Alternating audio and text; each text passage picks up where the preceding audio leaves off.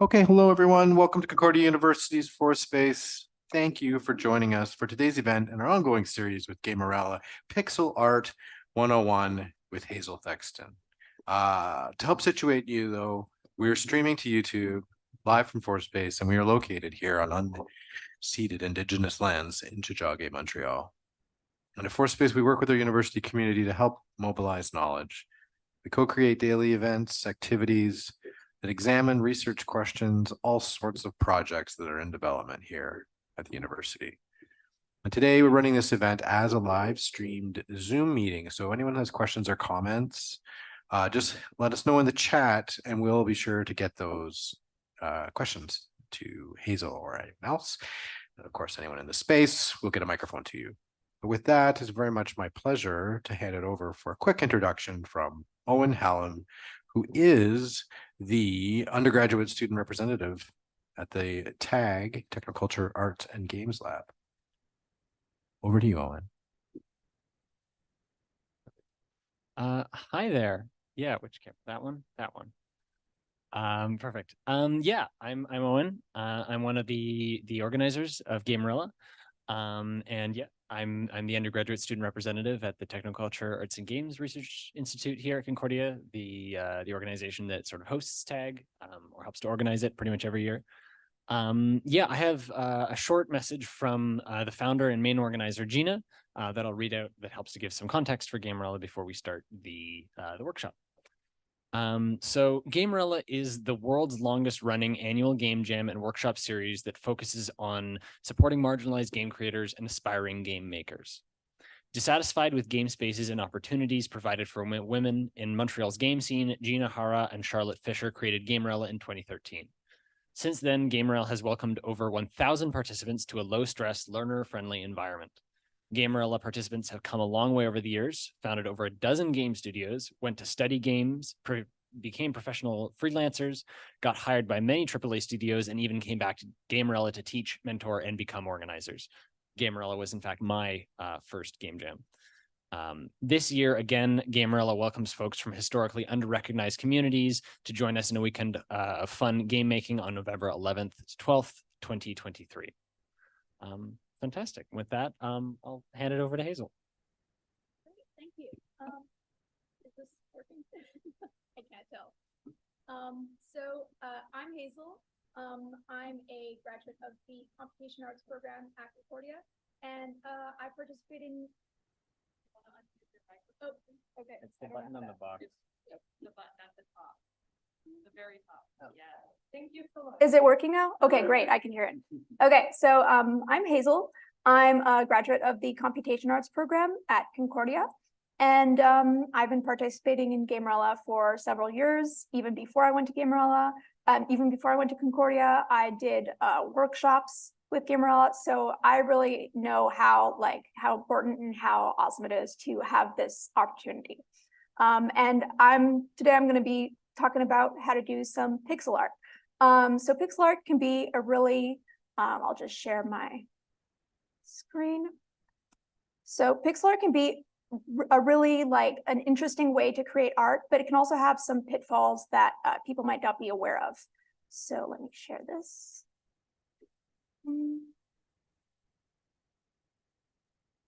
All right. So, all right, that's working. So pixel art. What is pixel art, right? So I was thinking of first sort of getting an idea of what the participants' perspectives on pixel art were. How experienced are you with making pixel art or art in general digitally? So if anyone would like to. Yeah. I'd be happy to start. I've done pixel art here and there on and off for mostly game jam type stuff. But I wouldn't say I'm proficient in it in any way, but it's a fun little, like you said, it's a bit of a technical puzzle, right? Almost where it's got its pitfalls. So definitely. Yeah. Great. So my first experience with pixel art was not in game design, but my last film project in high school was a short film done in pixel art. I'd never done it before, but it was really fun to try. Cool. Yeah, one of the things with pixel art is really like you have to choose every single pixel where it goes, which people might not expect because they think pixel art is just simpler art. So I'm a pixel artist. I'm not professional pixel artist. I haven't made pixel art for any game, but I started pixel art about 3 years ago when I was in like really late high school. I didn't know what I was doing. I was just kind of figuring it out.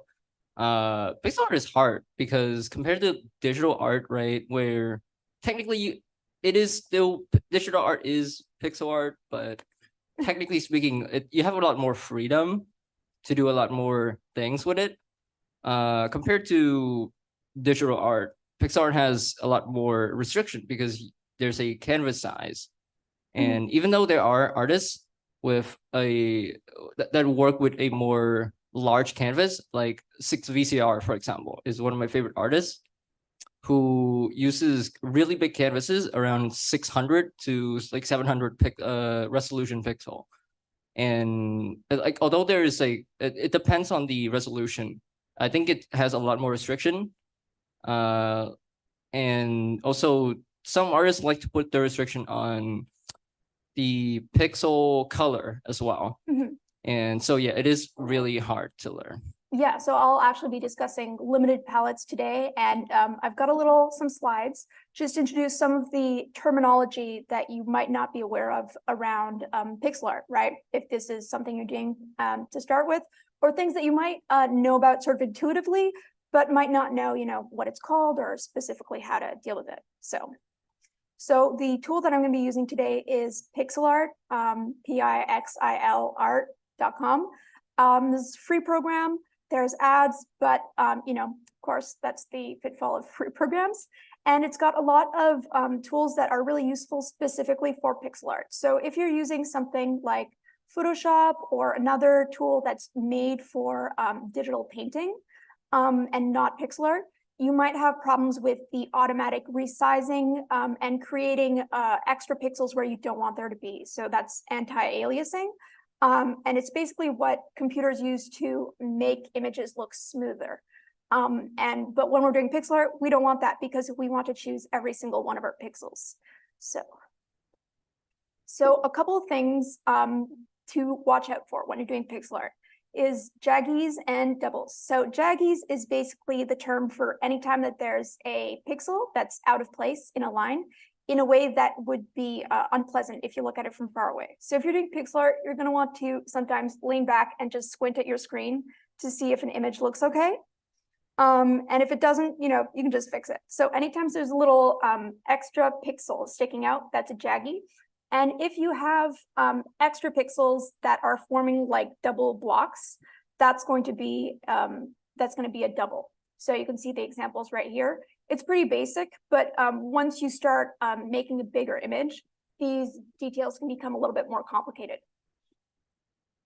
Anti-aliasing, so like I just mentioned, it's essentially, so pixels, all images on our screens are made up of pixels, but pixel art is just at a closer resolution, basically.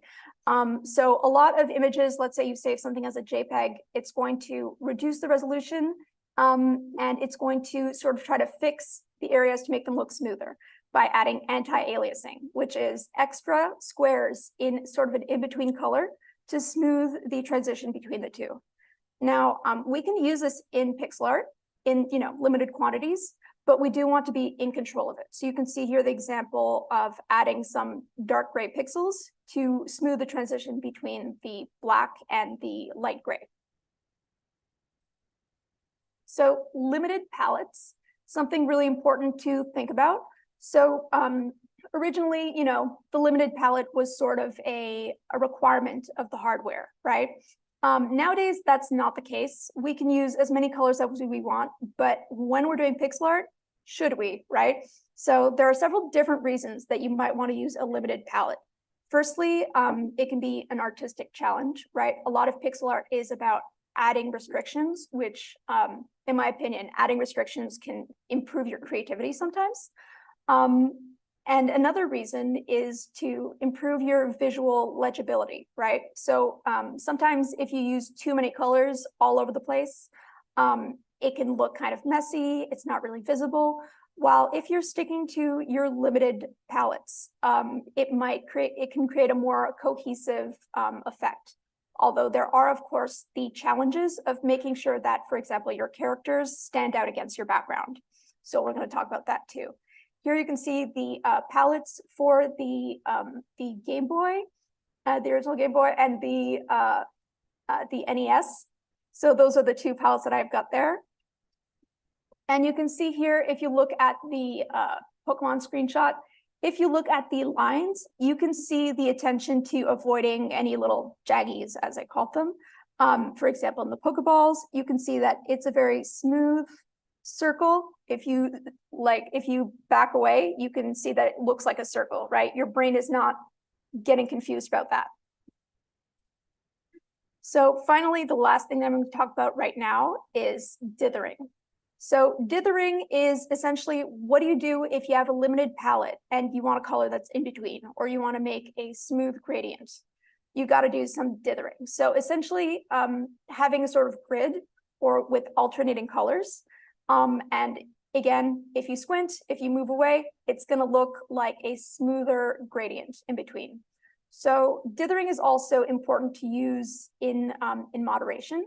You don't want to be just slapping it everywhere, because it does make it a lot more noisy as an image. So this is really to be used sparingly. All right, so I'm going to show you a couple examples as well. So I've got characters here that we can look at.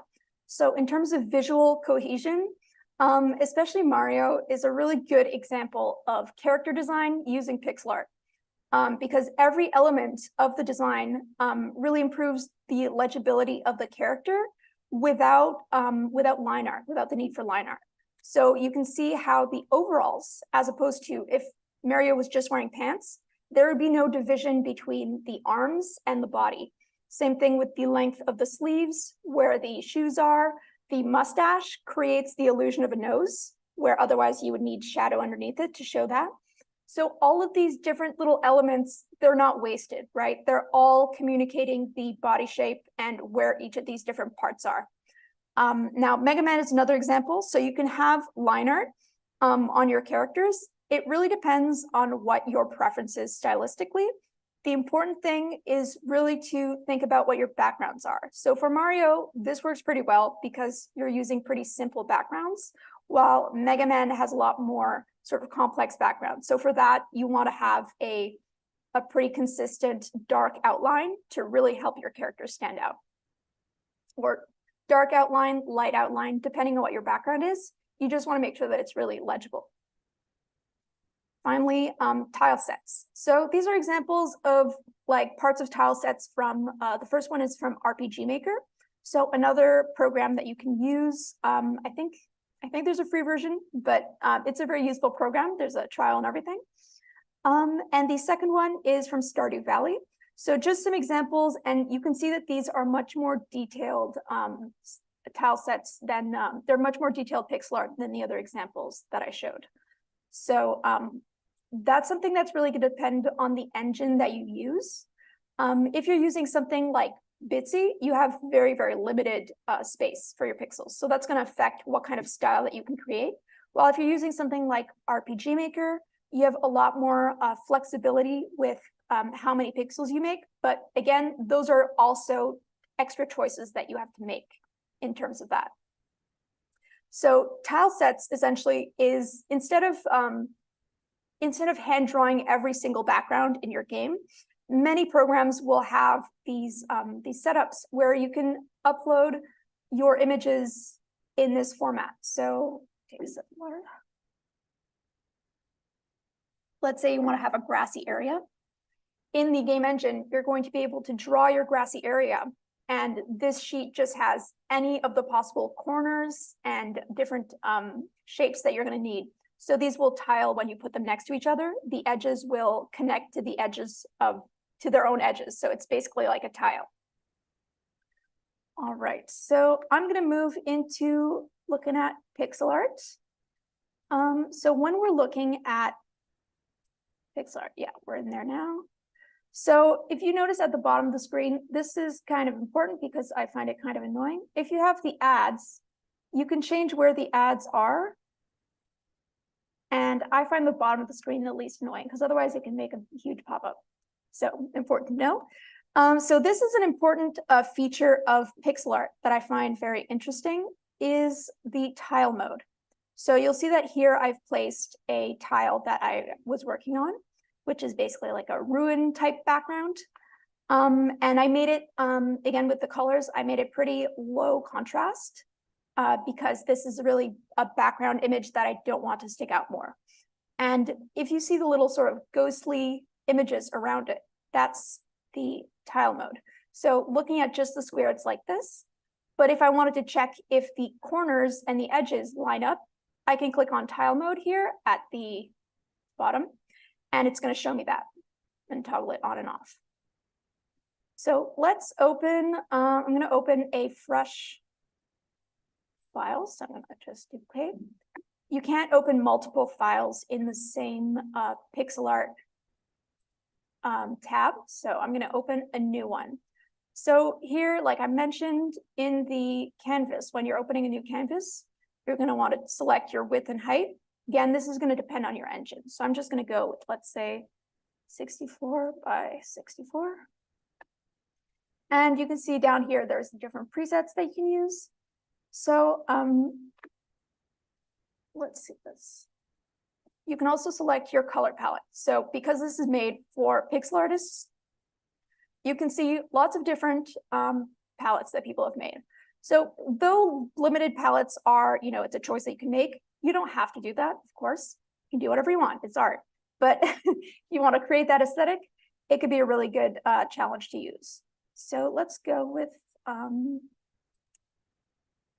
take a random one. Let's go with this one. I can make a new drawing. So I've got my new file here, and I'm going to turn off tile mode. So here you've got your basic tools. These are all mostly what you would find in any program like this, but something interesting. So if you were going to, let's say, go into Photoshop and try to make a circle, it would not give you a circle with the perfect pixels like this. It would give you a bunch of anti-aliasing. It would be very unpleasant. And another tool that I really like in this program is the Pixel Perfect function for the pencil. So if you look at the top left corner of the screen, you can see Pixel Perfect. And this is going to basically eliminate any jaggies. So let me show you without. So if I draw like this, I've got some doubles here. I've got some jaggies. But if I turn on Pixel Perfect, your lines might not be perfect, but it's essentially going to smooth them so that you're not going to have any doubles, and it's going to be a lot more perfect at first glance. Now, another thing that you can do is you can open up a tracing image. So if I'm going to upload a random image, let's say, open this Mario. So if I open this, it's going to put it on my screen. And this is not part of the image. So this is not going to be saved. I can draw over this. This is great for reference because, again, if you're using a different program and you try to upload an image like this and scale it down to the size of your pixels, it's going to get all blurry and not maintain that detail. So I can toggle it on and off. I'm going to turn it off. So now when we're starting to make our characters, right, we're going to think about those details that I mentioned. So when we start with this shape, and you want to think about what is your character going to be doing, right? So I want to make sort of a cute character, especially when you're working with smaller resolutions. It's important to think about which features you really want to be visible. So often the head is going to be blown up to be bigger. Think about, it could be sort of like a chibi style. Again, this is going to really depend on you. So one way to do this is to start with the line art, right? Some people do this. You can also sketch, if you've got, especially for game jams, a technique that can be really useful is to get some graph paper, especially if you're a more tactile sort of person, and to just sketch on the graph paper and then fill in the squares where they line up. And that's going to help you create a shape without worrying too much about those lines at first, right? So if I create a little guy, so I'm gonna have a basic body. And like all art, don't worry if it looks bad at first. That's the first step. You can also, if you notice, oh, this is not even, right? I can take my eraser. Let's make it a bit bigger. I can take my eraser and I can turn on mirror. Let me see if I can get that. So down here, you can see the two little dots. So you can mirror horizontally or vertically. And I'm going to use that here. So you can see if I do this, I got my horizontal guy. So I'm going to open my little sketch that I was working on earlier. Got a little cat here. And this one is 16 by 16. So to show you how it can become a lot more challenging when you're working with small sizes. So adding a nose, adding a mouth, if you remember Mario, those are really some challenges. So unless you can think of a really specific way to include those elements, for example, with a mustache, you're going to want to focus especially on the eyes or whatever element of your character is the most important, which is why I made this so big. The preview pane in the top right corner can be really useful to see if your character is legible from a distance, right? Because even a small detail can really change the appearance. You'll notice here that I'm using my limited palette and I've included some anti-aliasing around the edges. So if I take my lighter color and I remove all this and I just have the line art, it's a lot less visually pleasing, right? It's kind of very basic. Of course, that could be a style, but if you want to round it out more, you can do that anti-aliasing. Also remember to think about lighting, right? So this might seem a little bit more complicated, but lighting is really going to help you put your pixels in the right areas, especially when you're trying to make something very careful with pixel art. You want to pay attention to each tiny little detail, and lighting is really going to make a difference with that. So if I've got the light coming from above, the line art at the top can be lighter, and I can add more shadow towards the bottom. So I'm putting those little dots in the little corners. And then I've got the body, right? So if I wanted to have my arms like this, you can see back to the Mario example, I can't see the arms if I do this. So if I wanted to, I could take some red, and I could give them a little outfit, right? So I could do that, and I could add some details. So those are all just different things that you can do, different choices you can make. And it's really going to depend on you and how you want to do that. So far, are there any questions or anything specifically that you have, any issues you've run into? People in the chat can answer as well. Anything that you'd like me to cover in terms of pixel art or the program, if you've had any issues with it? No, everyone? Yeah. I'm curious. Shading is always something that's not only in traditional art is it difficult to get right? But in pixel art, I can imagine even at smaller scales like this that it's quite difficult. Is there any process that you have for picking exact pixels for doing shading? Because I think they probably could do too much. It would be too much. So there are different ways that you can do it. You can do it like this, where you sort of follow the lines and you add these elements as you go and just sort of place them and remove them as you feel like it. I like to decide beforehand with your palette, especially, how many colors are you going to be using for your character? What is your highlight? What is your low light, right? So you want to have all these different colors. So that's one way you can do it. You can start from the line art and then work your way in. Or let me just make this guy all plain. So if you have, especially with lineless styles, but even without this, you can start with actually a darker color. We've got, you can start with a darker color and then sort of carve out the light.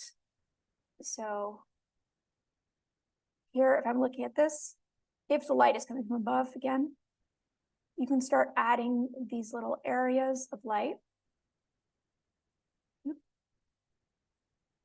But again, it's really going to be a process of what works for you and what looks good. Because again, something might be accurate, but look really weird on your art.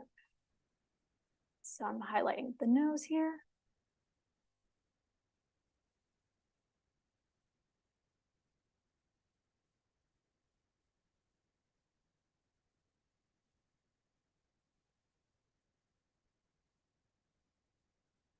So again, this is another sort of detail with like jaggies, but not specifically. When you've got elements where the corners are touching like this, it can look okay, but you might want to move them apart. So if I wanted to do this, right? So you can move it apart, and that's going to help these elements be more legible. This is okay. It's okay to have these corners touching if it's like, you know, a small detail that's not important, but especially for something like eyes, I would really recommend having that part be visible. So besides that, I'm going to look at the tile sets, right? So how we make one of those. So let me just. We actually have another question out here in the audience. I'll just ask that people ask their questions over the microphone, just so that the Zoom participants can also hear what's going on. Great. I had a question, like for the gray and white, like chest thing background, how you can hide it when you want to just see the design itself? Okay, so that's a good question. Thank you. Let me check that. So if anyone doesn't know, the gray and white, that's just to indicate that something is transparent. So my recommendation would just be, so if you want to have like a background, let me turn off tile mode. So I would add in your background color for your background. So let's say my background is going to be red. And then here on the right, you've got your layers. So you can add a layer, the plus button. And you can add on this layer, you can add your character. So anything that so if I'm drawing like my character over here, and I've got my background, you can toggle that on and off. So you just want to add something behind it to essentially hide the checkerboard if you don't want to see that. All right, so did that answer your question? Great, awesome. So from here, if I'm doing let's do a sky. If I want to do like a sky tile, and we'll look at the features that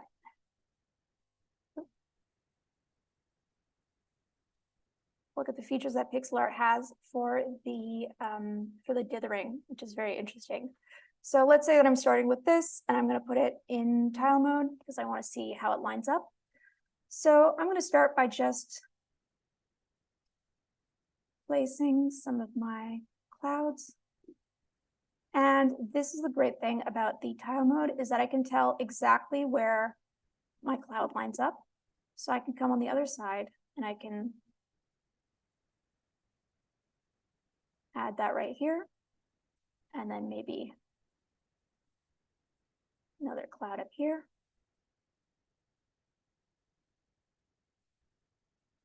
So when I have these images, right, if I want to have some dithering, I don't have to go and place every single pixel by hand. I can take this tool and I can take, let's say, so here I'm working with a bit of a light green. So if I want to dither, I can just draw, and this tool has the dithering sort of by default for me. So I can use that to create some shadow on the clouds if I want to.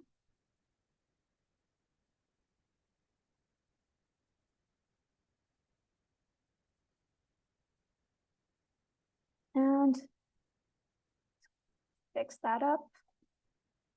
So especially if you're working with large areas, that can be extremely useful. I'm going to just add some darker blue at the bottom. So you can see how that can sort of help you with the with shading these areas. Another thing that you can do, which is great with this program, is that you can blur. So blurring, usually that's a big no-no in pixel art. So if I'm blurring this, we don't want this, right? This is basically only anti-aliasing. It's too many colors in here. It's not really pixel art. So I can also, so once I've done this, I can use this tool right here with the palette to fit everything into my palette colors. So you can upload images and then fit them to the palette. So here you can see that you can select your palette here. I'm waiting for it to. Okay. All right, so you can add colors to your palette as well, but you can select all of them over here. And I can fit it to my palette. So let's pick something that's maybe a little bit more appropriate for the sky. So use this. And then I can click on this little, I don't know, it's like a test tube or something. And that's going to fit everything into my palette. Now, of course, if you're using the blur tool, you have a lot less control over what your blur looks like than if you were doing it manually, which is why I recommend really only doing it in moderation if you really want a specific effect, right? Especially for backgrounds, you can be a little bit more low contrast, just so that your character is going to be visible over that. So to put that into practice, for example, here, I might want to make my clouds or my sky a little bit lighter so that my clouds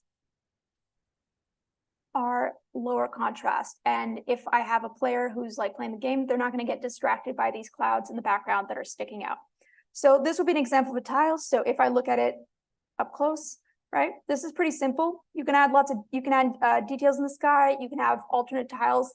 Again, this is going to depend a lot on what program you're using personally. If you're using something like RPG Maker, of course, you're going to have a lot more options for different tiles. So for example, you can have tiles that have a bird in it or tiles that don't, and then use those interchangeably. While other programs, you use one tile for one surface and that's it. So that's something to look into, what your program specifically can do. So now that we've looked at this, got my guy here. I want to look at walk cycles. So here I've got a little example that I did a while ago. So you can always click on preview to see the little bit of lag on the zoom, but that's okay. So you can see the little guy bouncing up and down. So something that's important to see with walk cycles is everybody knows the movement of the legs, right? The legs move back and forth. You can click on, it can be kind of hard to find.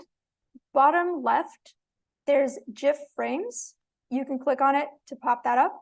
You can also lock it in place with this button over here, and then it's going to stay there. But if you want more room, you can unlock it, and then it's just going to pop in and out. So here I've got my different frames. So you can see how not only do we have the legs moving, but we have the character moving up and down, and we have the sort of lag in the movements. So if you notice, this is, let me lock it. So I've got my first my first image. Then my second image, the character is coming down. And then as he moves back up, the ears are flopping with the weight of gravity, essentially. And then once he's back up, they pop back up. So you really want to, you can look at examples of people walking. You can move, if you have like a tissue, that could be a good example if you move it up and down of the kind of movement that you're looking for. This is really, again, going to depend on what your character is. What is the weight of their body? If you've got like a bouncy ball, you want that stretch and squish where it's going to bounce, right? So this is something that's really going to depend on you, but you've got a lot of possibilities with this. So the other thing, so let's go back to my PowerPoint. So here is an example of that walk cycle. So you've got the legs. So you want to look at the legs first. You've got the contact pose, which is essentially where both feet are on the ground. Then the character crouches, getting ready to spring back up. Then there's the highest pose, which is, well, there's the passing pose, and then the up pose. So you can use lots of frames for this. You can also use a limited amount of frames. I like to use 3 or 4, especially when it's like a game jam game. But if you want to put a lot more effort into it, you can of course add many more frames for much more movement. So if you notice the legs, you can do, essentially you have the same movement happening twice, but with like alternate legs. So if you see the leg in the back that's darker, it's the opposite leg on the other up pose, but the pose is still essentially the same. So this is something that you can use when you're doing pixel art to sort of hack it if you're trying to do it fast, which is that you don't need to draw, you can just do the first half of these, right? You can just stop here and use the first ones, especially if the top of the legs are covered up or if it's otherwise not really that visible. So if I'm looking at this guy, right, it's not really necessarily clear which leg is the front leg and which is the back leg, right? So I don't need to include that when I'm doing this. You'll also notice when I have my frames that I've got that onion skin effect. So it's pretty light, but you can see around here, the previous frame is slightly visible. Let me draw out my background. So you can see the sort of ghost of the previous frame that's right there. So let's turn that back on. All right. So with my character, so you've got that up and down movement. You've also got the legs going back and forth. So let's go to this guy. And I'll put the lines back and then we'll make him move. Oops.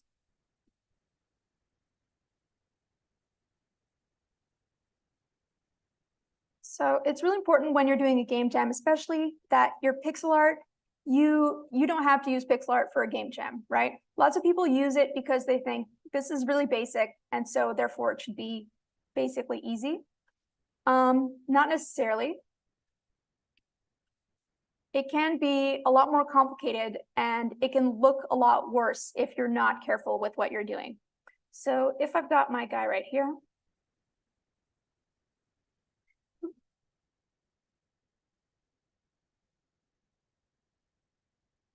and important to note that the layers are per frame. So if I add a frame here,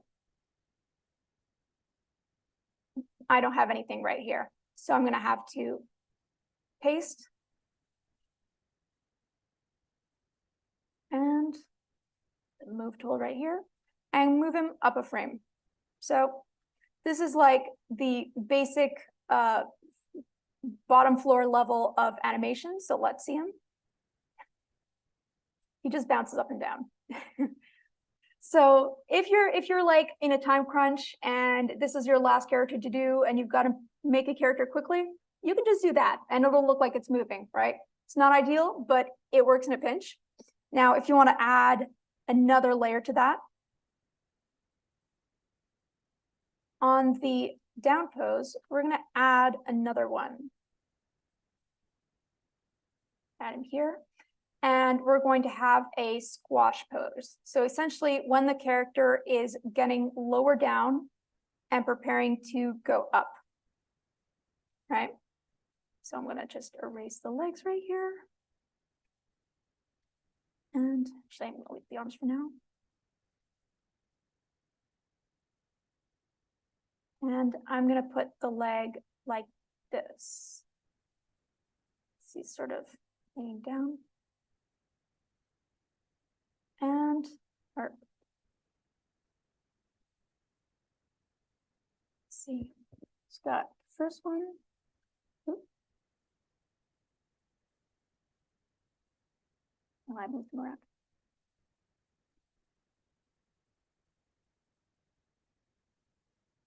If you want to move your frames, you do need to click on the number. If you click on the full thing, that won't work.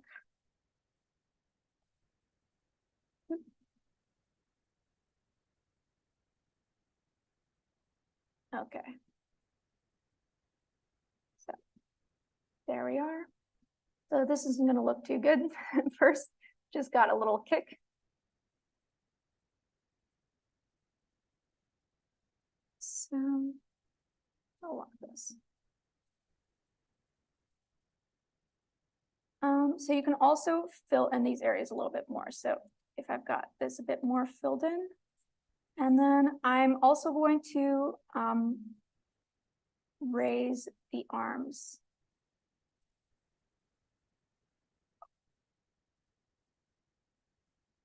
Or actually just raise the arms, bring them down a little bit. So it's going to be a higher bounce. So you can see a little bit more of the, I hope the people on the stream can see it because there's a little bit of lag, but this is a 3-frame animation. So maybe if I slow it down a little. So if you see right here on the bottom right, you can see the frame speed. So you can change this to whatever you want. I have it at 100 milliseconds right now. I put it at half speed. Oh no, that's faster. If I put it at half speed, yeah. To be slower, yeah, so you can see the frames. So you've got some bouncing right here. So if you need just a jump animation, that's great, that's fine. But if you need a walking animation, of course, unless it's like a bouncy ball, that's not good enough, right? So here you've got some jumping, and I'm going to move this guy back down because we don't want him to be necessarily jumping. We just want him to be walking. So that means that we're going to have to make some crossed and uncrossed leg poses. So my first one, let's start with the leg going across. So again, this is something you're going to have to mess with because the visual language is not going to be necessarily on your side when you're trying to make something very small.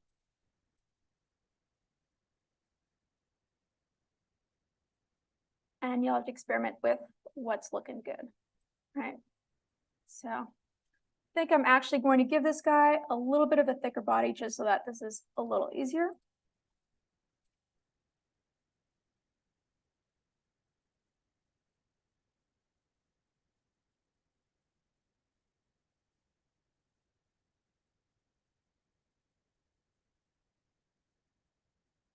If you don't want to switch between the pencil and eraser all the time, you can also, there is a setting to just have that tool on where, yeah, so the right click is also erase, unless you change that setting.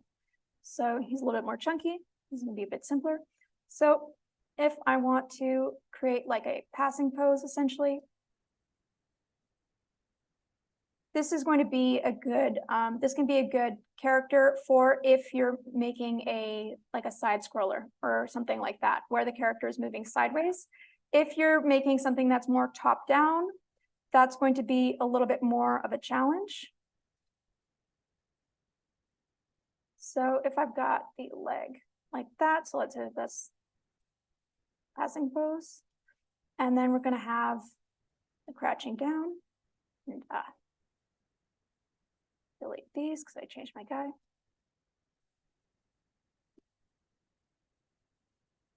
So let's copy. And all right. So for my second frame, we're going to remove the legs from here. And we're going to create a wider pose here. In fact, I might even erase one here. So this is a little bit more of an effect of walking. Oh, you can't see it. And now we're going to add the bobbing, right? So I've got my character here. And so the one where he's crossing, that's going to be a little bit more of a higher pose. And the one where he's leaning down is going to be a lower pose. So I'm going to move this guy up. And that's going to give me a bit more space with the legs too.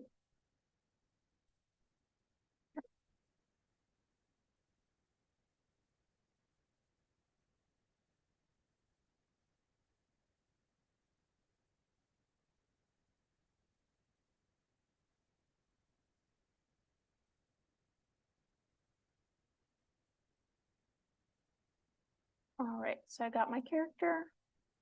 And so we've got the bobbing, but if you notice the rest of the body, the arms are not going with the bobbing. So we're going to have to follow that movement by, you can move the arms up.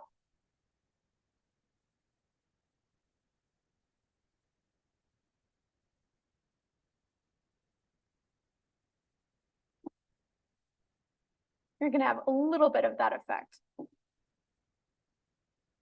So something else here to notice is that when you're making this animation, even if you've moved something, if it ends up that it's in like the same spot, so they're the arms, let me show again. The hands are sort of in exactly the same position. So that sometimes can look pretty weird. So you can move it a little bit up.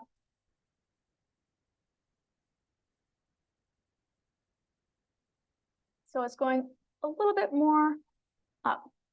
You can also add, you can add like winking or blinking, things like that. It's a little bit more advanced for this small resolution. So this is even a little bit more challenging because if you notice compared to this, this is, I think 32 by 32. And this is 16 by 16. So that's really, that's half of the size. So you can see how those challenges start to become more of an issue the smaller and smaller it is. All right, and I was thinking we could maybe take a break here, like maybe like 5 minutes. That'd be okay? Cool.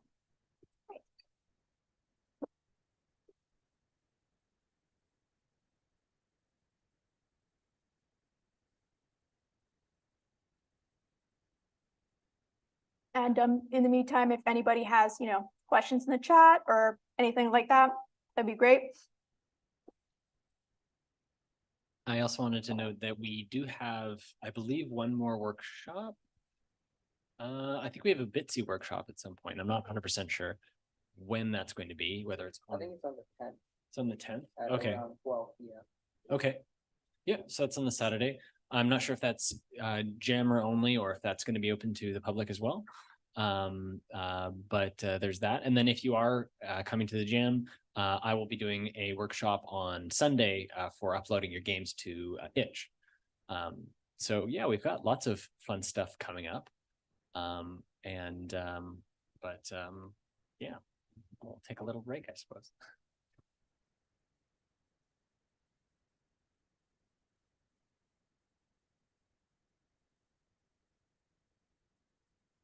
One of the engines that we have in our resources document, which I should probably share, is Asaprite.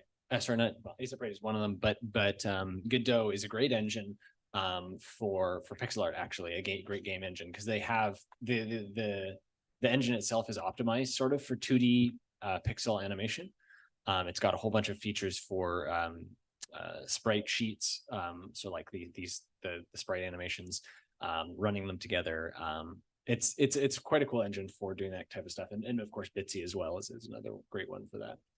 And so that's like once you've made your pixel art, that's probably a good place that it would go to, I would think.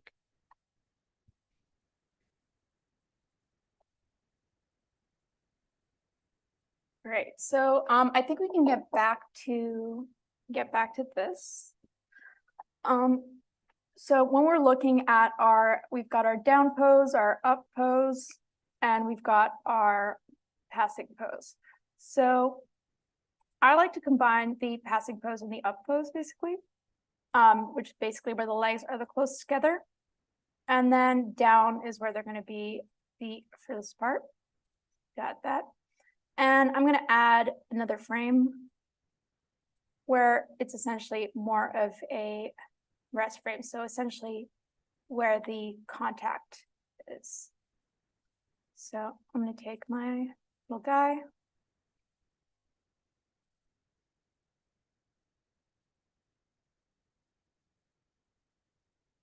I'm going to move that frame over here. And this is also going to be in the up pose.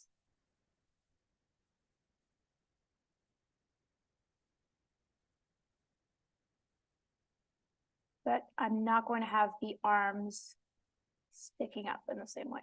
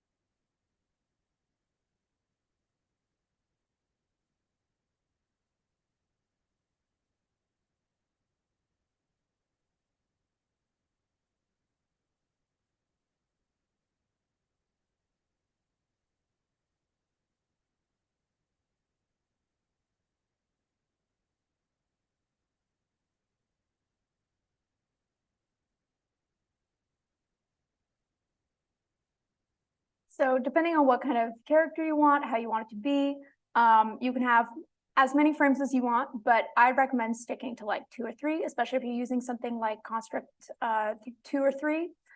Those are programs that you can also have the sprites in there. So when you're looking at exporting your character, let's say I want to export this guy, and let's give him to 2 frames. If I want to export this, you can save as pixel, right? So if you want to save as pixel, that's going to be saved in your download. So let's say I go cat. That's going to save the file with all the layers. So if I want to open it back up like this with all the layers intact, I can do that. But if I want to export my image or export as a GIF or whatever like that, you can do this. So downloading, you want to make sure that you don't save pixel art as a JPEG. The reason for that is because JPEG is a lossy format, which means that your pixels are not all going to stay exactly how you place them. You're also not going to have any transparency on a JPEG. You want to make sure that it's a PNG or a GIF or something like that, something where the image is going to stay at, where all the pixels are going to stay how they are and not lose any quality.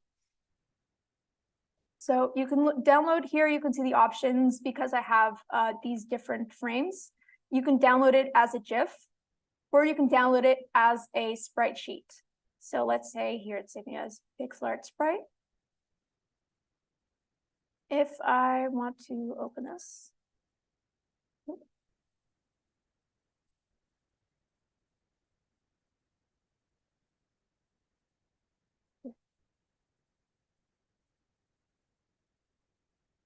yeah, well, it's not loading, but if you want to save it essentially as a sprite sheet, what that's going to do is that instead of saving each frame as an individual image, it's going to essentially put them next to each other. So here you can see it when you click on frame sequence, it shows you them sort of next to each other. It's essentially going to give you an image that is all of these together. And depending on the program, for example, with Construct, you can upload the sprite sheet with which is just one image with all of these different images on it. And it's going to automatically be able to chop that up into pieces and put that back together as your character. So let's see if is that loaded. Nope. Oh well. Now, so you can save that as a GIF. And if I deleted this, for example, and I just wanted to save that, I would download it as a PNG. So there you go. You can also change if you're going to, if you're going to upload it to, for example, to social media, for example, and you want to show your pixel art off, for example, during the jam, you don't want to just save it at the resolution that it is now and try to upload it, because it's going to be extremely small, and Twitter, or the website formerly known as Twitter, is going to just turn it into like mush. It's going to look really bad. So this is really useful. If you're using another program that's not made for pixel art, you have to be really careful because it's going to up-res it and make all your pixels look bad. But here you can set, for example, 2, 3, 4, and it's going to make it that many times bigger. And that's going to make it a lot easier to upload. So for example, if I put by 10, tells me what size exactly it's going to be. And I would go for, like, if you're going to post it, I would say at least up-res by about like 10. And this is going to create an image that's also safer. If you want to download that as a JPEG, it's going to do less to mess up the image. So again, you can download that, and that's going to go in your downloads. So now we're going to look at combining backgrounds with our characters. So if I've got my character here, and now.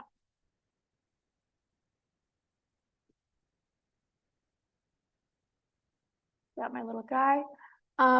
There are also, I forgot to mention this. There are also some pretty useful tools here in Layer that you can use. For example, Outline, which is just going to automatically outline your character with whatever color you have, which I already had an outline, but you can see that.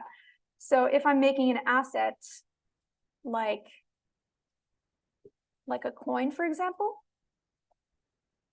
I'm making a coin.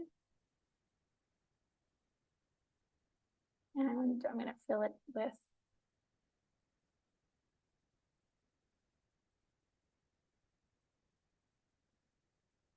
say I've got my coin and I want to add an outline to it. I'll be able to do that just like this, right? And it'll just tack that outline on. So again, if you would like to start with the colors first and then out the outlines, this can sort of shorten that step for you.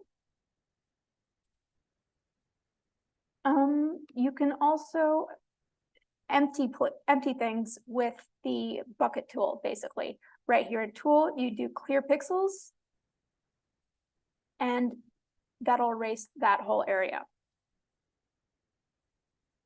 You can also use filters, but that's essentially going to be very similar to what you've got with other tools. So you can make it grayscale. If you want to have a dramatic flashback in your game, you can up the contrast, all those basic things. So at this point, I'm gonna go back to my character here. So let's export this guy. You actually have a question in the chat, if I could read it out loud for you. For sure. Do you by chance have strategies for exporting animated pixel art GIFs for Twitter or Instagram? No matter how large I save mine, whatever compression they use always ruins them. Okay, so I would ask, is the person like in the chat right now? Yeah. Okay, I would ask, it depends on what program you're using to save it. So for example, if you're using Photoshop and you save it bigger than what it is, what that's going to do is Photoshop is going to try to make your image bigger, but it's going to use anti-aliasing, and it's going to use it's going to basically add a bunch of intermediate pixels that are going to mess up your pixel art if it's a GIF. So you want to, if you're using a different program that's not made for pixel art, you want to be able to turn on nearest neighbor. And what that's going to do is it's going to make every pixel next to it, when it makes it bigger, it makes it exactly the same color as the pixel next to it. And you also want to make sure that you're upresing at like exact multiples. So like 2 times bigger or 4 times bigger, not like 1.5, because then your pixels are not going to be the same shape. So here, for example, if I've got the GIF, if I'm using pixel art, it's automatically going to be using nearest neighbor. And that's, so you shouldn't have any issues with that if you're uploading it big enough. I know that you can find the different dimensions for Twitter and stuff like that for exactly what they want, but the bigger your images within reason, the less the anti-aliasing that that different social media websites put on it, the less that's going to affect it. Does that answer the question? So we have a continuation. Maybe my question was phrased wrong. I've tried both Photoshop. I resize with nearest neighbor and Asprite. The issue is with Twitter and Instagram. Even using their recommended sizes, it's blurred when posted and only when posted. Okay, yeah. So that's, yeah, to some degree, that's really going to be just the websites messing with it. It's really, so if it looks good before you post it, I would ask specifically what dimensions you're using, but that's going to be something that's a little bit inevitable. So if you can't, yeah, so that it's going to be something that happens to your GIFs, whatever you do. If it's at a high enough resolution and it looks good and it's like all fine like that, it should be okay. So if it messes it up, that's something that's a little bit inevitable with the with those websites. You can try linking externally, but it's true that they sometimes change the dimensions to things that are different than what they say that they are. And so it can be sort of unpredictable. But it should work. So let's see if I can do a test with this even. I have some experience with Azaprite, and that for me that sounds like you're just exporting it too small a pixel size, because and it'll try to blur it because the software thinks that it's a bigger image than it is. It's probably just trying to export it a bigger size. Yeah. So I don't know if like, yep. So I have a bit of experience with Aseprite. I think it depends, because sometimes, obviously, if you're exporting it at a very low resolution, it's going to look blurry. But if you're exporting it by like 1000%, which is like 10 times the original size, sometimes certain platforms like Twitter or Instagram would scale it down, and sometimes they would scale it down too much that would ruin the image. So what I would personally do is, if you can make a private Twitter or a private Instagram, then post it to see if the image quality is correct and find the correct resolution for you. That's what I would personally recommend doing.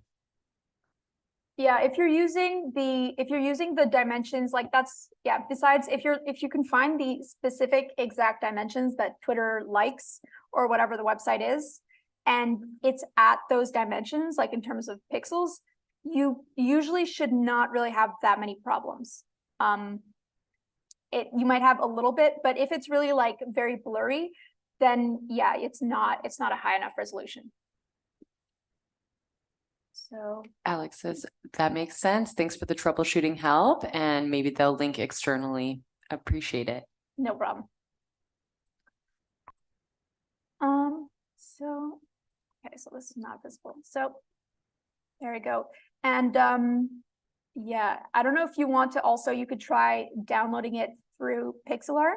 So if you want to upload it through there and then save it through here, they've got these sort of automated little buttons that you can click where it puts it at the dimensions that those sites like, allegedly. So that's going to put it at that dimension. And then you can download that. So that's what I just did to save this. I don't know if I can open it in my.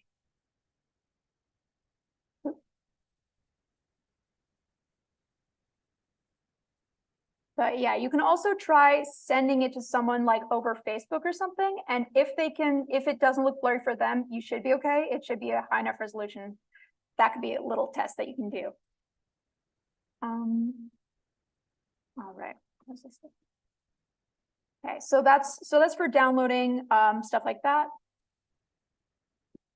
And so back to pixel art. So I had sort of planned for a little bit of time for if there are people who are working on it, if I could like help them. I guess that's not it's not really happening now, but yeah, any like, so for the animation and the backgrounds. Okay, so yeah, so I exported that. And so looking at legibility against a background. So I'm going to add another layer in here.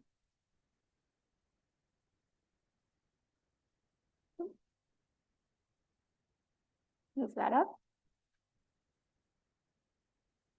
And I'm going to pick, so I'm going to, it's fitted to my colors. I'm going to pick a background color.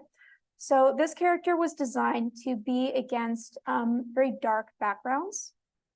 So you can see here how when it's against the dark, the line art here is still pretty legible. It's supposed to be sort of like a dark cave or something. And when you're working with the limited palettes, you're going to have to be a bit more creative with the colors. So you might need, let's say, a green, but you don't have a green. So what do, right? And the tip that I have is that it's that color is all relative, right? So if I've got here, I've got my, I don't know if this is actually green, but if I've got like a very warm color, like let's say, I've got some red, and I take some gray. Oop. Take some gray. This gray is going to look a lot more green than it would otherwise, right? Which if I take this same color and instead I put some blue around it. Oop.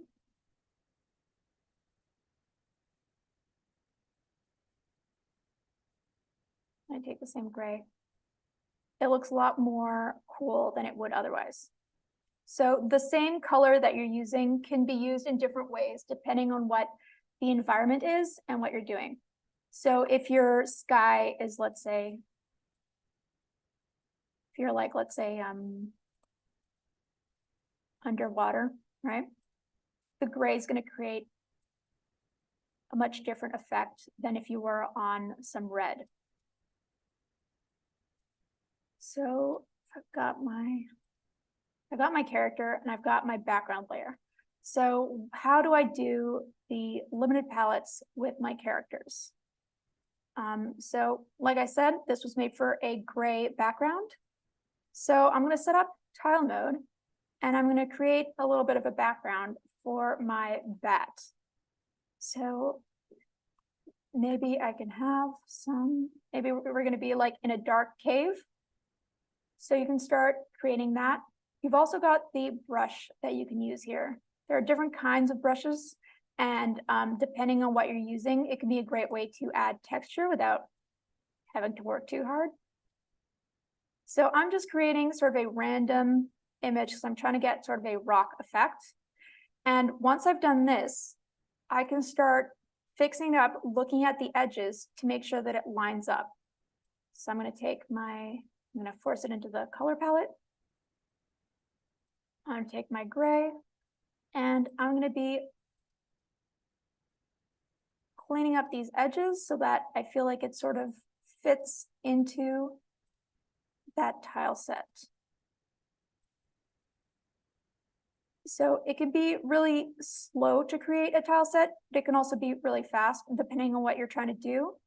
I recommend not being too detailed for things with like pixel art, especially if it's something that you're not going to see up close.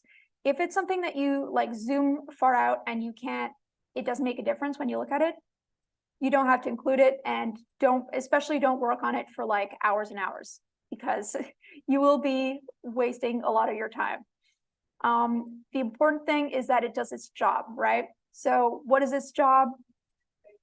Looking good and conveying what it is that you're trying to express. So here I'm just trying to create sort of a rock wall. And this is somewhere where you can use the dithering tool, right? So I've got my dithering tool here. I'm gonna grab some gray, and I'm gonna bring in some dithering into some areas that I don't want to be as dark.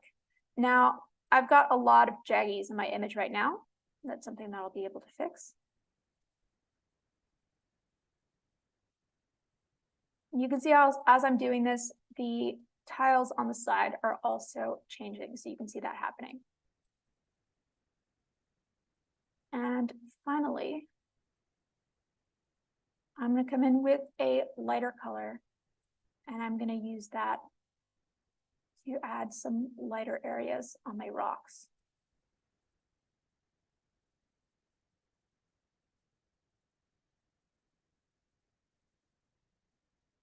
This might even be a little bit too light. So if I darken this a bit.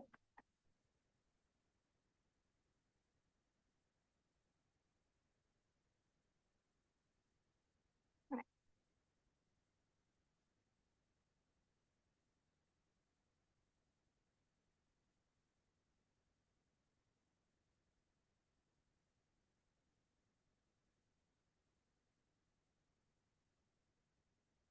I can also, like I mentioned before, I can go into layer, and I can use these tools to add some filters. So I can make it more grayscale.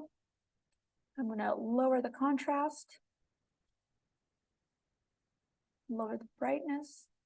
So I can really use this once I've got like the shapes that I like. I can change the hue. So let's say you're creating an enemy and you want to have different versions of that enemy. The hue slider can be really useful to just, so let's take something with color. Let's take this. If I go into layers and click filters, I can change the hue to something else. So you can imagine if you're creating an enemy for your game, you've got a little Goomba. You can have different variations of Goombas without redrawing every single one or manually recoloring every single one. Another thing that's useful in terms of sprites is, again, this is in filters, not really a filter, but there's a drop shadow. If you want to create a drop shadow, which is essentially just the shadow that's created by your character on something, you can also blur it.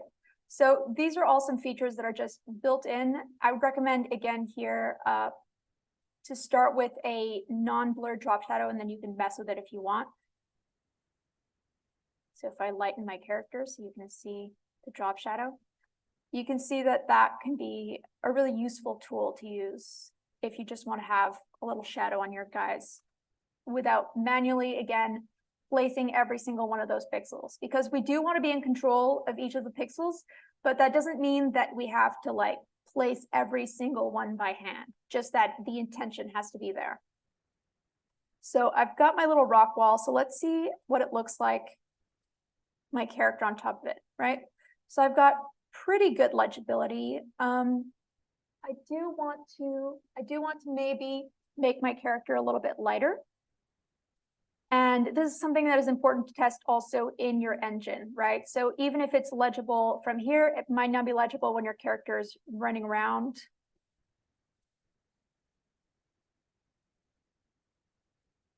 Blur contrast. So I've got my little guy here, and you can even test the animation. Oop. Yeah, you can test it, but only if you copy it into all of them. So I'm gonna take this.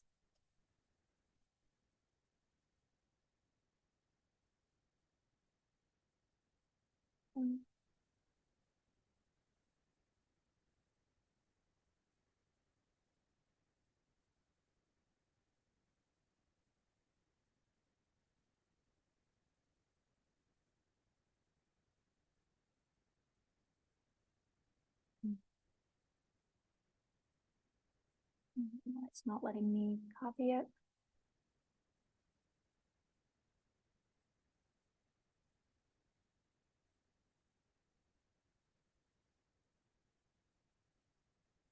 Okay.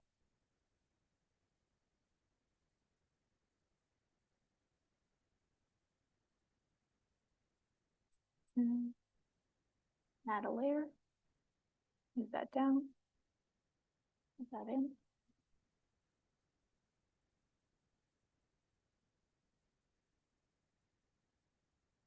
All right. So again, this is important to be careful with, right? Because when you copy your layer, it's not going to maintain the edits that you made to it unless here. Yeah. So if I remove this, yeah, so you can have your image here. I'm gonna add it. I've got my little background. I'm just going to add it to all of the frames. When you copy something, you do have to click next to it to confirm. So let's say if I had this and I just click on another frame, that has not copied over. So I need to click and then click next to it to confirm.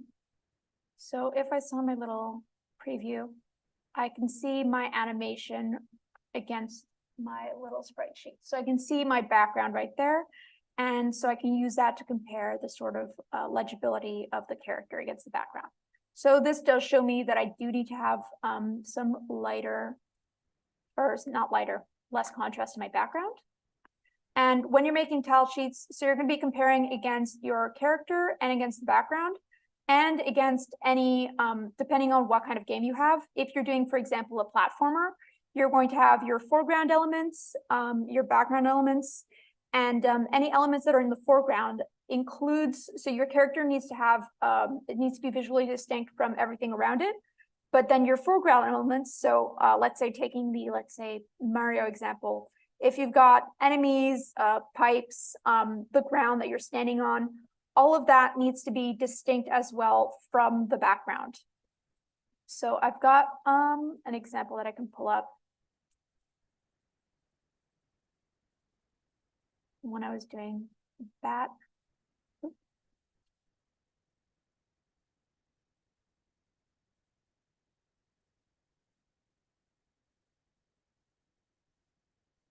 So you can see how, and if I was going to redo this nowadays, I might add a little more contrast, but you can see how the platform that your character can stand on needs to be visible, right? So it can't be like so distracting that the character, that the player is not looking at the character, but it has to be visible enough that the player knows where they can jump and where they can go in the game, and not get confused about whether it's part of the background. If you're looking at, let's say like a AAA game, you might think of this in the way that often barrels that you can open or places that you can jump over, they'll be marked with like yellow tape or paint or a light source, just anything to make it a lot more coherent for the player that this is an element that they can interact with, right? This is the same if you want like coins or something. This isn't like real life, so the coins have to be very, very obvious. And any element does as well.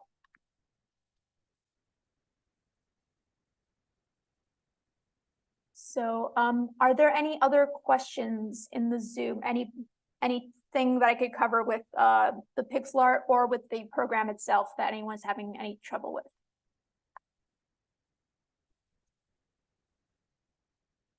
Nope, maybe not. All right. Cool. I sort of planned for a little bit of time to for people to show their pixel art if they wanted me to like make any comments on it or anything like that. So if anyone wants to do that, otherwise, we're pretty early, but yeah, I've covered most of what I had to cover. Is Pixelart is Pixelart the website the main tool you use for Pixelart? So I tend to use sometimes, so I tend to alternate sometimes with pixel art, or I also use Photoshop just because I prefer the animation tools that it has. But pixel art is definitely, if I want to do something that's like for sketching or something with that, I think it's definitely like the most useful.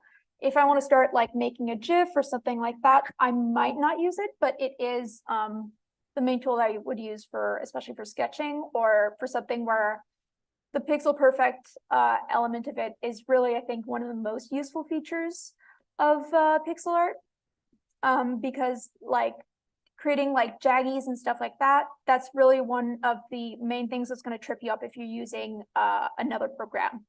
I also don't really recommend, like a lot of people use Paints.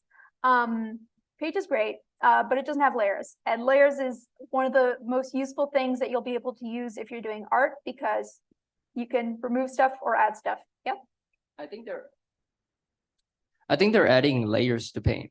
Oh, I did hear that they were adding layers to Paint, so I will have to check it out again. I'm not sure, but I think it's only on Windows 11 because I checked.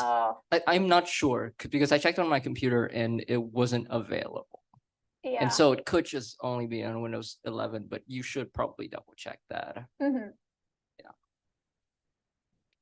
Another one that I recommend, and at GameRella we try to recommend a lot of free tools, but Aseprite is a great tool as well.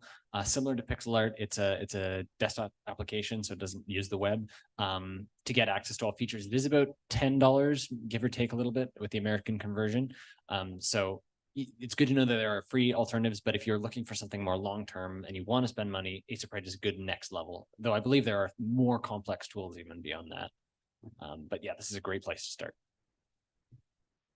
So in terms of tool, I think obviously I'm very biased because I use Aseprite for like everything.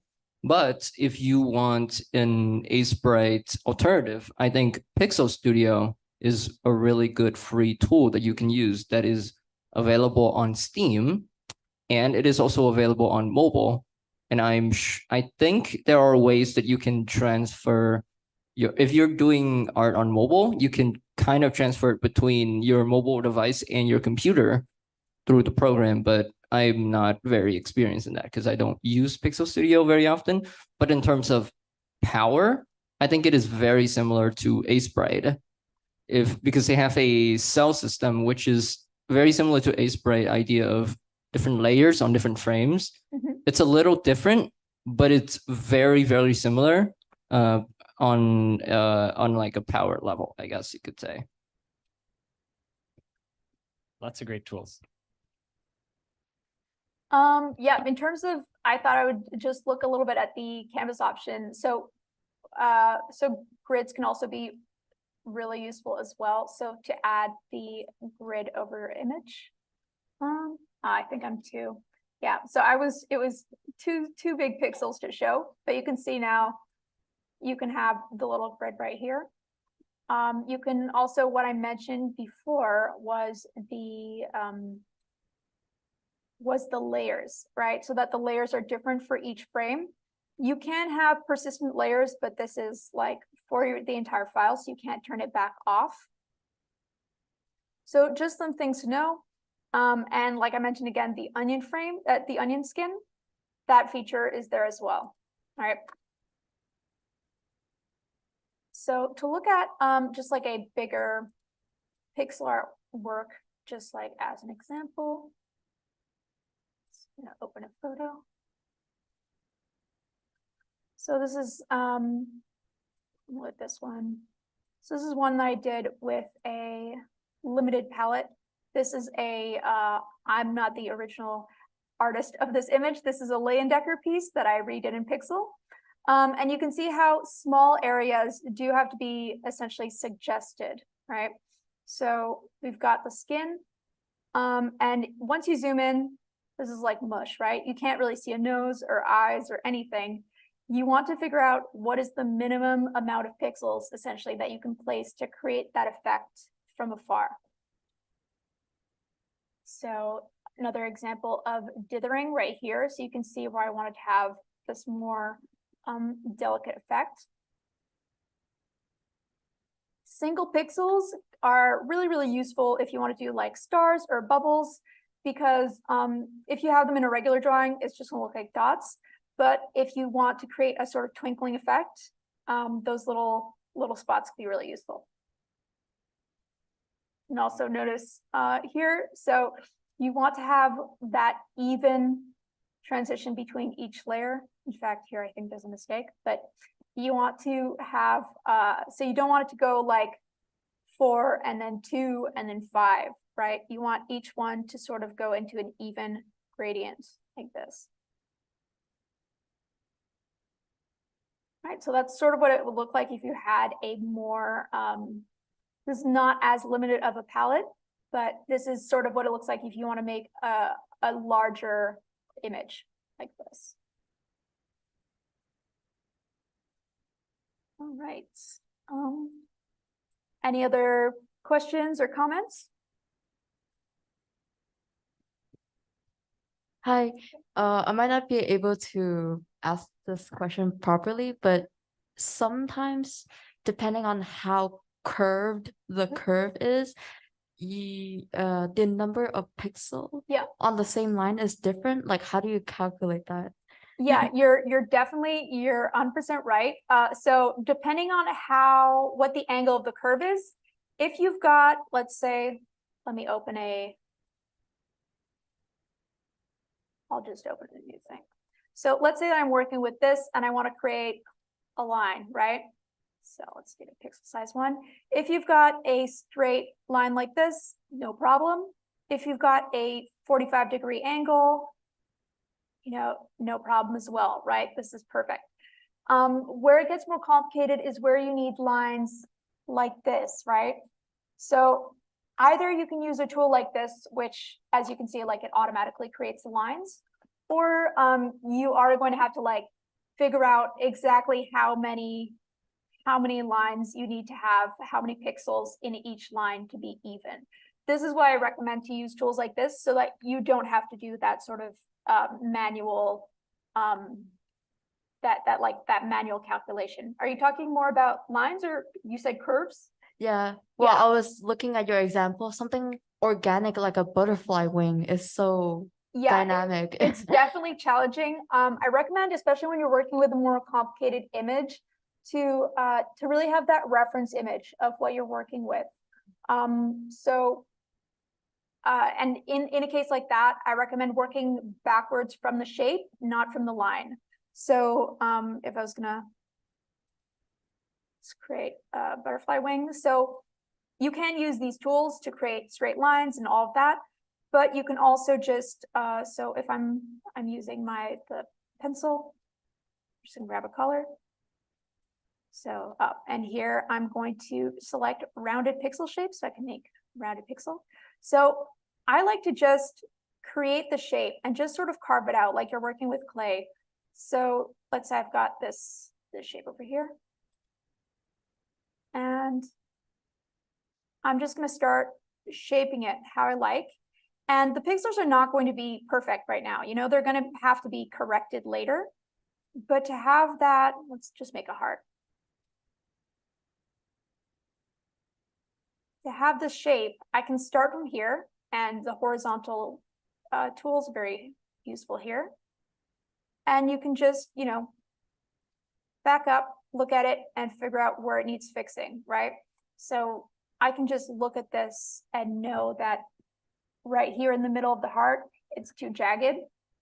And you can just keep messing with those pixels until it looks right, right? So here I can see that I'm going to go from 1 to 2. And then, so I've got the 45 degree, but I'm going to smooth it. like that, right? So it goes from 1 to 2 to 3 and then more, right? So that's going to smooth it all out. So you can work like this, and you can sketch it out just in a regular program or just by hand. And then you can upload that as the tracing image. And that's going to give you something that you can trace over as well. The other thing that I mentioned as well was this is where also anti-aliasing could be very helpful. So here I've got like a full shape, so I don't have a line, but let's say I add an outline. So where's the outline? Here. So I'm going to do an outline, right? So I've got my outline here, and let's pretend that we don't have any jaggies or anything, right? So I'm going to take one of my sort of in-between colors.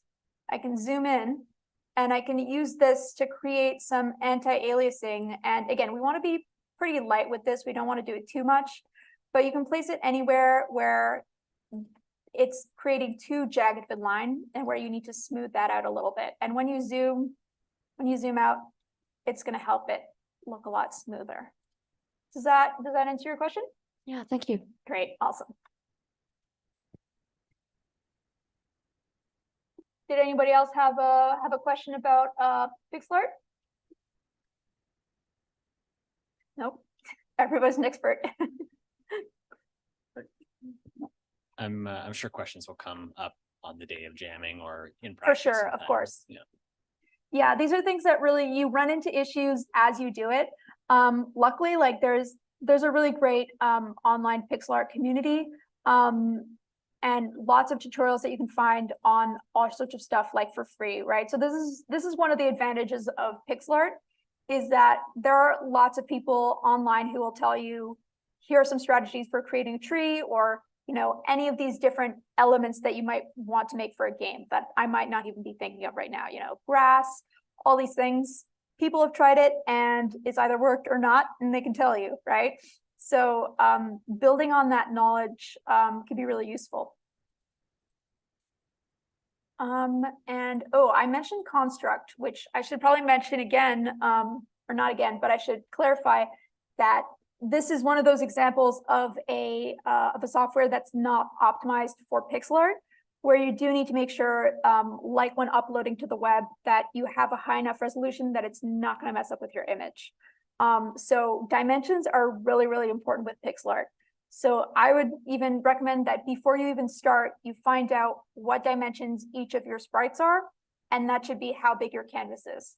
So, because if you start, let's say you open up Photoshop, you open up the file, just default size, and you start drawing in there, you might make something really awesome.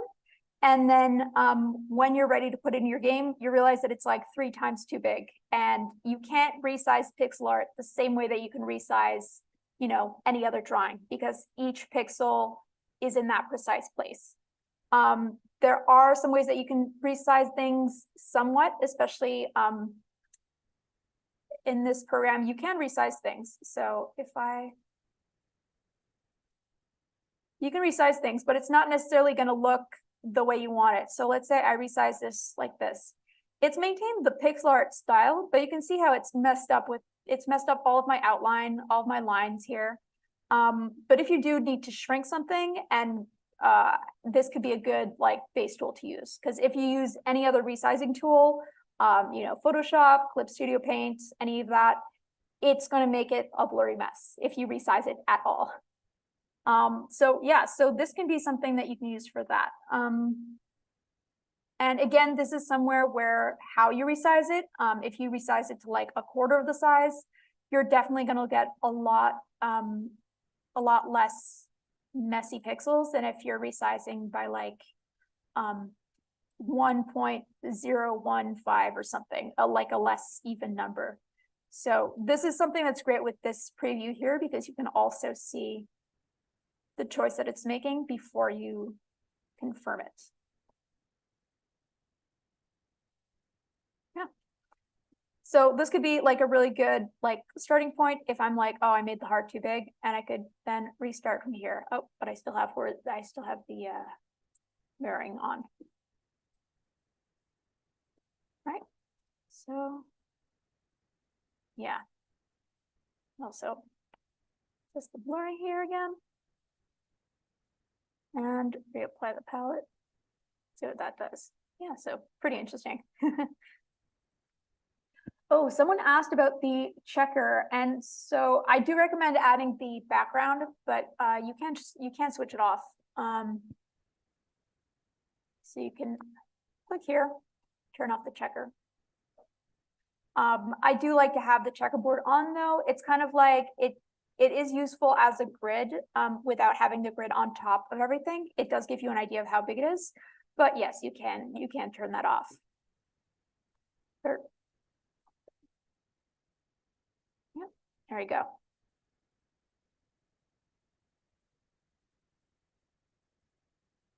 Great, so that was what I had so far. And yeah, so I hope that helped for the more like abstract areas. Or not abstract, more sort of organic areas of an image, right? And this is somewhere else where you don't have to have an outline everywhere. So you only have to have it in places where it's necessary. With a character, with like an image like this, with an illustration essentially, you don't have to have that same consideration because that image is all that it's going to look like, right? You're not going to be layering it onto other stuff. That's why if you're making like characters, that's really important to check if the outline is legible. But especially if you keep your palettes very restricted to characters and backgrounds, that's going to be a lot easier for you. So let's say if you have backgrounds that are all dark and your characters are all light colors, that's going to make it much, much easier for you to have a legible character, as opposed to if there's a mix of the different ones, which you can do, but it is a little bit more challenging to do. Right.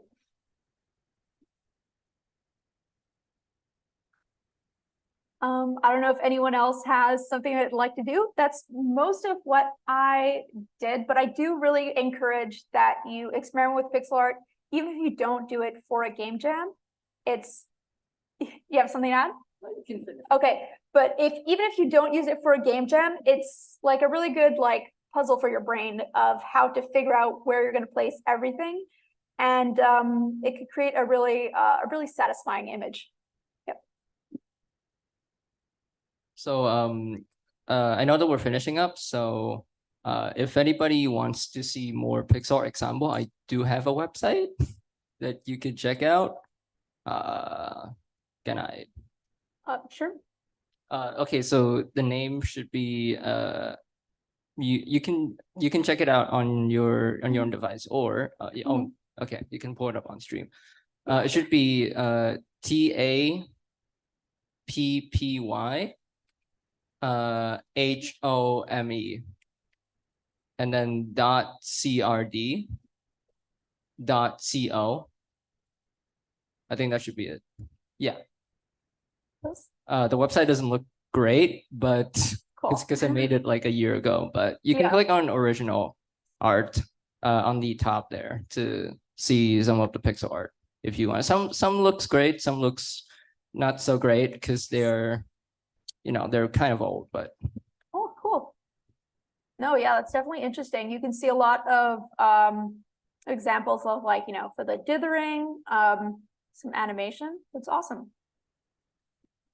Yeah, pixel art is even something that can be, it can even be brought into like physical artwork. If you think about cross stitching, that's pixel art, basically. It's just pixel art. It's something that'd be really interesting and something that can even, it's good practice for other types of artists, even if you don't like it, because it gets you, it makes you practice choosing your colors, being really thoughtful about the placement of things, where often you can fudge it with other kinds of art. So it can be a really good exercise and a really good tool to make some awesome art. Thank you. Maybe that's a really good place to wrap it up. So thank you everyone for coming to the Space today for this workshop. We're going to be closing up the Zoom and live stream in just a minute, but a quick reminder that this conversation is already available on our YouTube channel if you'd like to revisit or share it. Also, if you liked what you heard or saw or learned today, we have another GAMERella workshop this Friday, November 10th from 12:30 to 2:30. And it's Bitsy 101, so you can join us for that. Have a great afternoon, everyone, and please join us again here at Space.